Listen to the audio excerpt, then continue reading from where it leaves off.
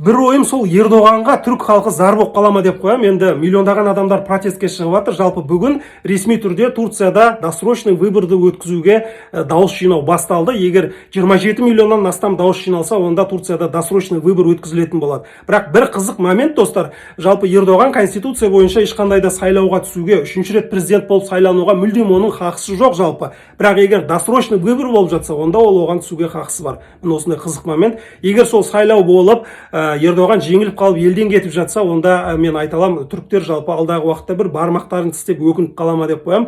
Өйткені соңғы жылдары жан-жақтан небір альянстар бар, батыс елдері, Америка, Евросоюз, НАТО, Қытай, барлығы әйтеуір осы Түркияның экономикасын құлдыратуға, лирасын құнсыздандыруға, жан-жақтан әйтеуір қыспаққа алып, әйтеуір осы аяғынан шалып Турцияны құлатуға барынша әйтеуір әрекет жасады. Неге? Өйткені сол мемлекеттің мүддесі үшін күресіп келе жатқан Ердоған олардың жаңағы айтқанына көнген жоқ, олардың дегенімен жүрген жоқ. Міне соларға былайша айтқанда бір неудобный лидер болды. Сол себепті әйтеуір барынша соны қыспаққа алып, осы Ердоғанды құртуға әрекет жасады деп айталам. Сол себепті де енді қазір әлеуметтік желілерде айтып жатыр ғой, бүкіл елдің экономикасын құлдыратқан сол Ердоған, ол диктатор, ол анау, ол мынау деп. Мен сіздерге айтайын, Турцияға президент болып сайланған кезде Турция қандай еді? Ердоған, ал кейінгі кездерде қандай болды? Бүкіл әлемдік аренада Турцияның авторитеті қалай асқақтады? Ешкімнің табанына тастап бермей, ешкімнің дегеніне көнбей, түрік халқының мүддесін жоғалтпай, мен осы күнге дейін елім, жерім деп келе жатқан арыстандай азамат негізі Ердоған.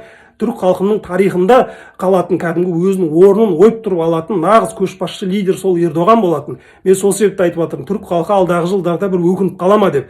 Өйткені қазір болып жатқан жағдай енді ол бір сондай оппозиция, бір білмеймін, бір түсініксіз бір әйтеуір митинг, протест әйтеуір қырылып жатыр. Бірақ ондай жолмен келген президент ертеңгі күні мүмкін ол